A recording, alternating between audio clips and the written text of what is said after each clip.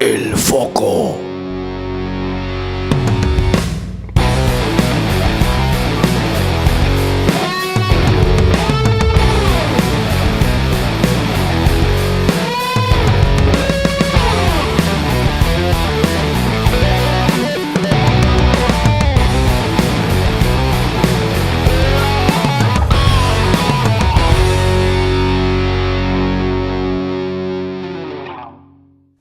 Bienvenidos a esta primera entrega de este ciclo de reportajes y noticias que denominamos El Foco.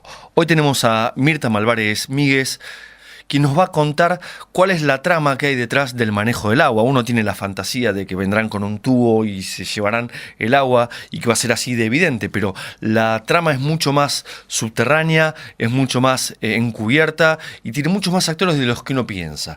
Y ya está bastante más avanzada de lo que uno supone.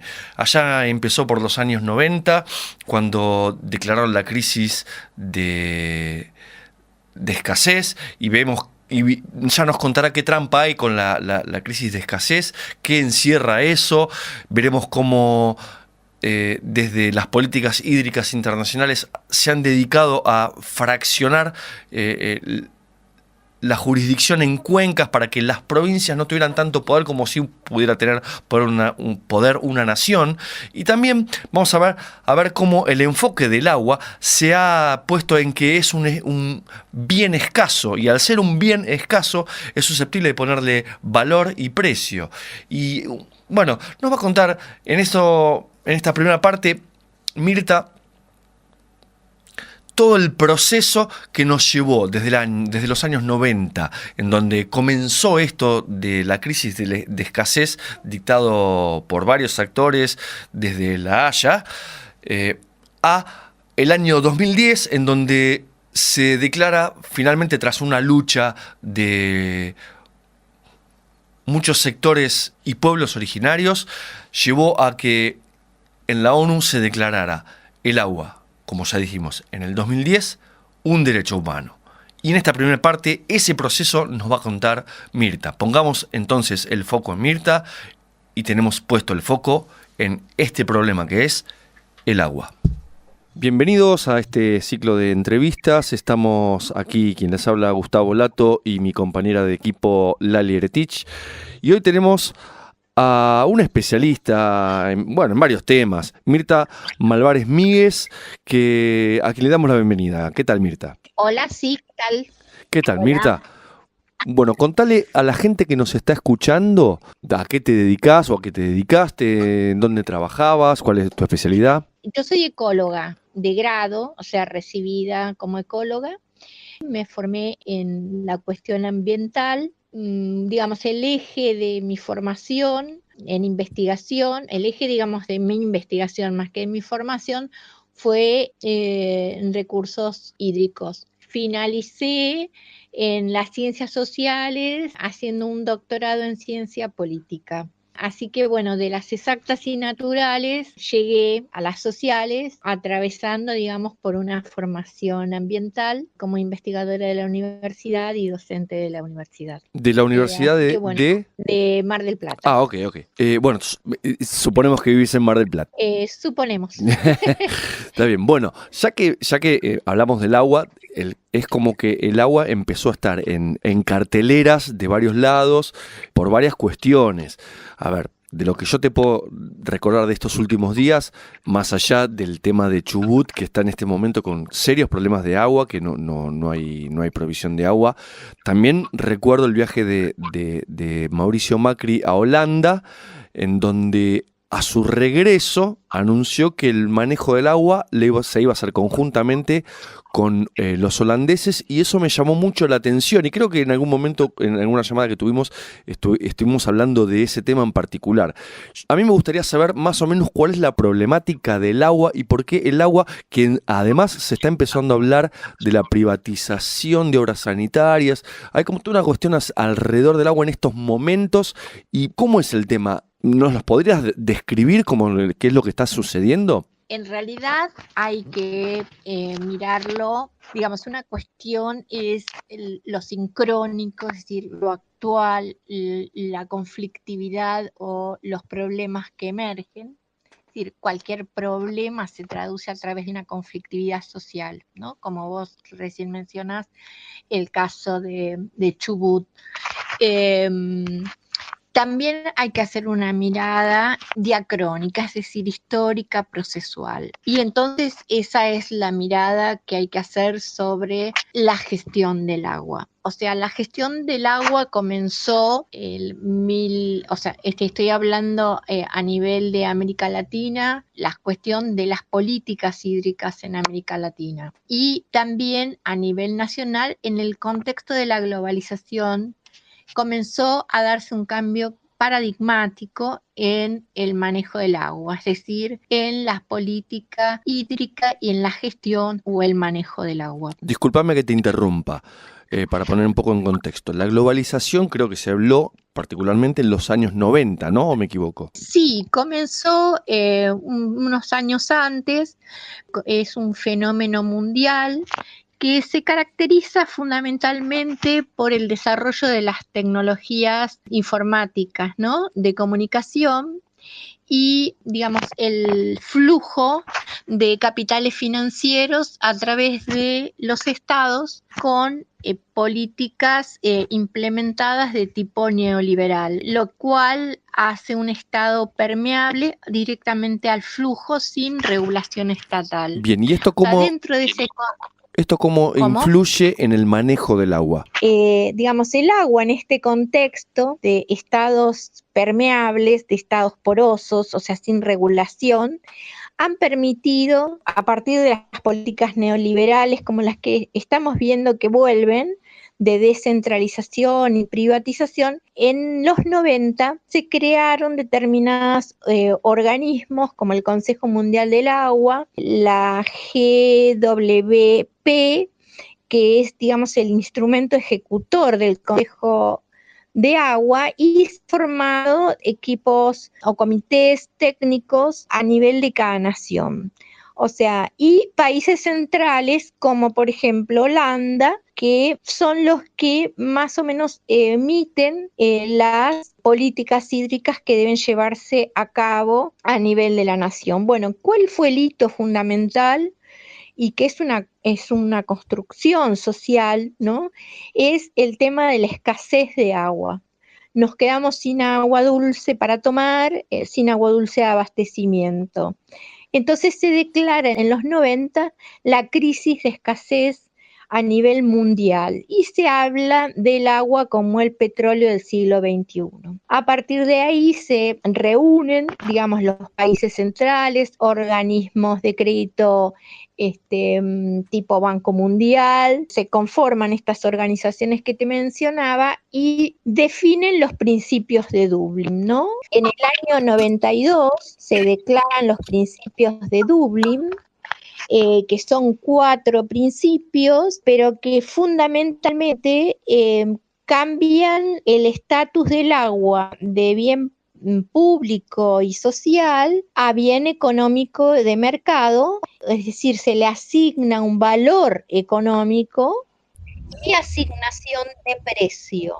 Entonces, a partir de ahí, en lugar de ser protegido, es un bien necesario y por el cual se van a pelear como se pelean hasta ahora por el petróleo. Bueno, no es tan así, digamos, la cuestión que todo esto, digamos, se va conformando foros internacionales del agua, que todavía siguen existiendo, digamos, al amparo de lo que se llama el desarrollo sustentable y en la Agenda 21. El paraguas es un paraguas ambiental donde, bueno, el agua debe ser cuidada y la producción debe ser cobrada, o sea, porque es un elemento escaso, porque hay un despilfarro. Esto da pie, digamos, a que el Banco Mundial en los estados nacionales comience a penetrar un modelo que se creó, digamos, a partir de estos primeros foros, sobre todo del año 2000 en La Haya, justamente en Holanda, uno de los países promotores de esto, el modelo de gestión integrada de recursos hídricos. Este modelo tiene dos núcleos duros. Uno es el manejo de la demanda a nivel de cuencas, es decir, hasta el 92 y a que aparece este modelo de gestión, lo que se hacía era el desarrollo de la oferta. Ustedes por ahí recordarán cuando más o menos en los 70, 80 comenzaron a hacerse represas en todo el mundo. Ujú. ¿No? La represa Swan en el Nilo, bueno, las represas de acá, de Hidronor. Eso significaba que había una oferta y había que desarrollarla, había que transformarla en desarrollo.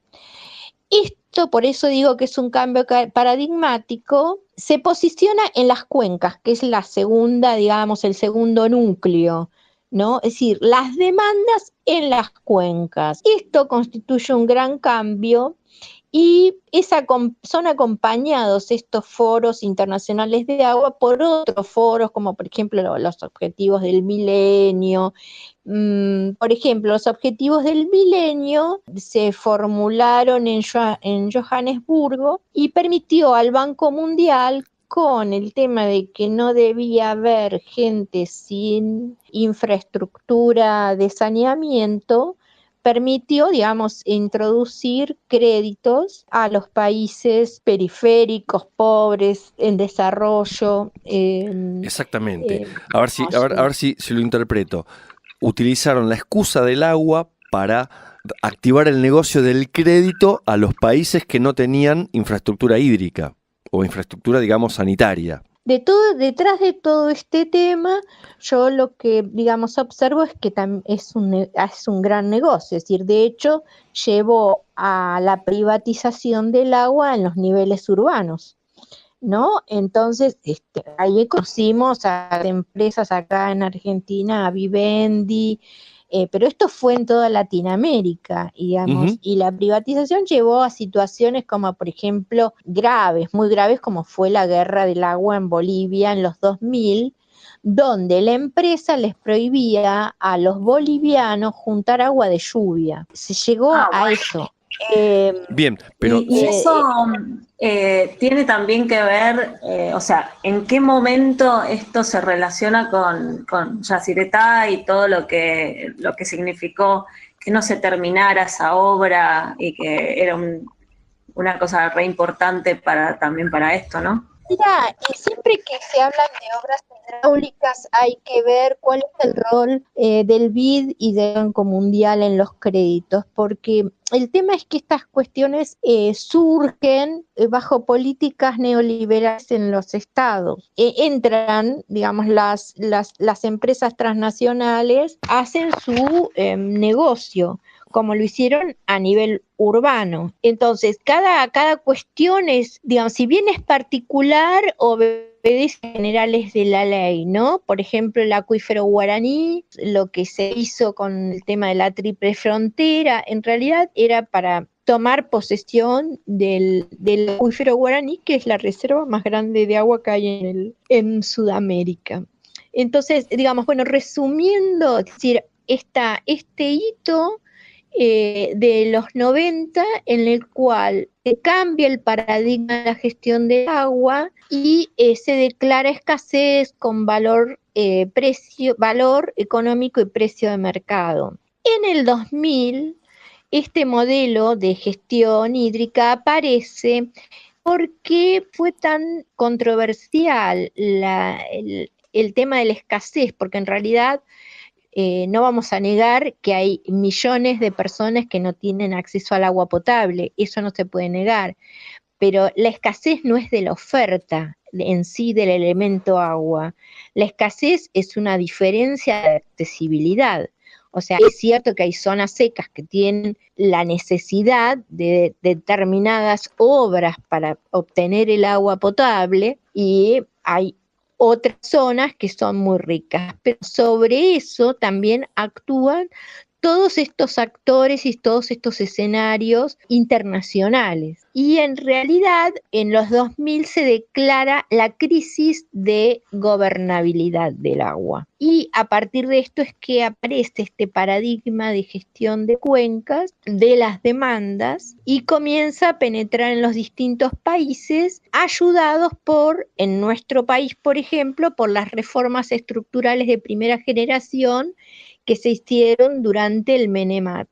Entonces hay reformas de segunda generación que tienen que ver con los bienes. Esta reforma a la que me refiero de primera generación es la descentralización del agua. Se fragmentó en miles de empresas que se dividieron el país y abastecieron distintos espacios de agua. Luego aparece, digamos, el Banco Mundial como uno de los mayores promotores de la política hídrica nacional. Y entonces estas reformas de segunda generación tenían que ver con las reformas constitucionales que se hicieron en 94. Los recursos naturales pasaron a ser de las provincias. Entonces, las provincias en estado de ahogamiento financiero, con un Estado nacional ausente, sin regulación, estaban capacitadas para obtener créditos e implementar estos modelos impuestos desde estos organismos transnacionales para el manejo del agua a determinado precio. Esto quedó parado en el año 2003 en nuestro país. Bien, te hago una pregunta. Porque, ¿cómo? sí, hablábamos de la guerra del agua que se vivió en Bolivia, y yo creo que Evo Morales fue uno de los que gestionó a nivel internacional la declaración del agua como derecho humano. Exactamente. Bueno, en paralelo a todo este proceso de apropiación, podríamos decir, del agua de los territorios nacionales, que, digamos, el concepto es de desterritorialización, es decir, se apropian del territorio nacional y de sus recursos, la hegemonía transnacional con actores nacionales. En el caso del agua, digamos, el sector hídrico y la academia, facultades de ingeniería, bueno, estaban muy promocionando este modelo de gestión y esta forma de gestionar el agua. Ahora, a este hegemonía